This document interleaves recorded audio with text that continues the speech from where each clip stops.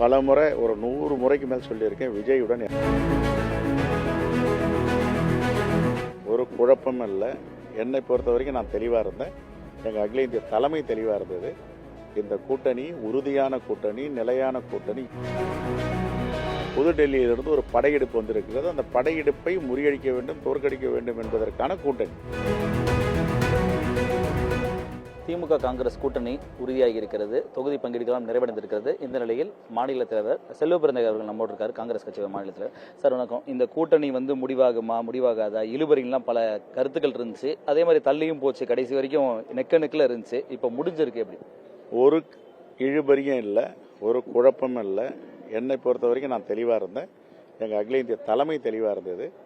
இந்த கூட்டணி உறுதியான கூட்டணி, நிலையான கூட்டணி, இரும்பு கோட்டை போன்ற எஃகு கூட்டணின்னு நான் ஒரு 200 முறை சொல்லியிருப்பேன்.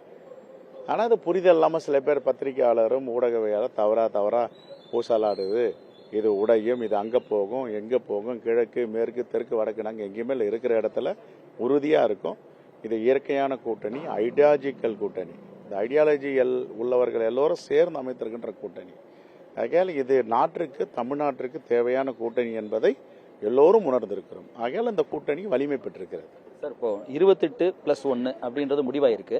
நீங்க எவ்வளவு சீட்டுகள் முதல்ல நம்ம வலியுறுத்தி இருந்தோம், அந்த நம்பர்ஸ் என்ன வருது?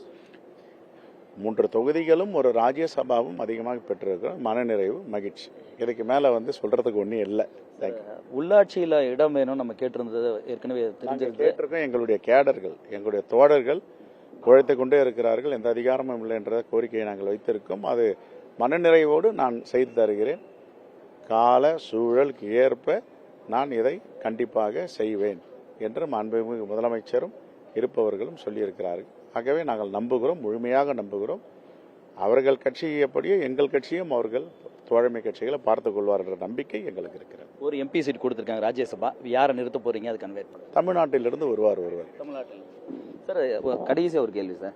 விஜயோட காங்கிரஸ் போயிடும், விஜயோட பேச்சுவார்த்தைலாம் சொன்னாங்க. அதெல்லாம் இருந்துச்சா இல்லையா? இப்போ இங்கே தான் வந்திருக்கிறீங்க, அந்த நிலவரம். நான் பல முறை ஒரு 100 முறைக்கு மேல் சொல்லியிருக்கேன். விஜயுடன் யாரும் பேசவில்லை, டிவிக்குடன் யாரும் பேசவில்லை. ஒன்று நான் பேசணும், இல்லை எங்கள் பொறுப்பாளர் பேசணும். யாருமே பேசலை. அந்த சப்ஜெக்டே கிடையாது. யாரும் பேசலை. கற்பனை உலா வந்துட்டு இருந்தது. எங்கள் தலைவர்கள் உறுதியாக, அகில இந்திய தலைவர்கள் திமுகவோட தான் கூட்டணி, திராவிட முன்னேற்ற கழகத்தோட தான் கூட்டணி. இது ஐடியாலஜிக்கல் அலைன்ஸ், இது சாதாரண அலைன்ஸாக நம்ம பார்க்க முடியாது. இந்த கூட்டணி என்பது தமிழ்நாட்டு மண்ணை பாதுகாப்பதற்கும், தமிழ்நாட்டு மக்களை தலை நிமிர செய்வதற்கும் புதுடெல்லியிலிருந்து ஒரு படையெடுப்பு வந்திருக்கிறது. அந்த படையெடுப்பை முறியடிக்க வேண்டும், தோற்கடிக்க வேண்டும் என்பதற்கான கூட்டணி. ஆகவே இந்த கூட்டணியில் என்னை பொறுத்தவரை அணு அளவும் சிந்தாமல் சிதறாமல் நாங்கள் திமுகவோடு இருக்கிறோம், எஃகு கோட்டை போர் இருக்கிறோம் என்று பலமுறை சொன்னேன். அது இப்பொழுது உறுதியாகி இருக்கிறது. முதலமைச்சர் என்ன சார் சொன்னாங்க? கூட்டணி மகிழ்ச்சி, அவருக்கும் மகிழ்ச்சி, எங்களுக்கும் மகிழ்ச்சி.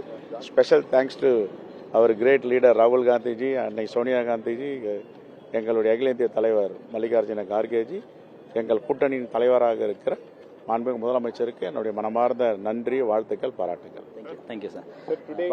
செல்வபிறந்தகை அவர்கள் இந்த கூட்டணி முடிவானது தொடர்பாகவும், அதே போன்று இந்த காலத்திற்கு, அதுவும் குறிப்பாக இந்த சட்டமன்ற தேர்தலில் சரியான கூட்டணி வைத்திருப்பதாகவும் தெரிவித்திருக்கார். புதிய தலைமுறைக்காக ஒளிப்பதிவாளர் ஜெய்சனுடன் சுரேஷ்குமார்.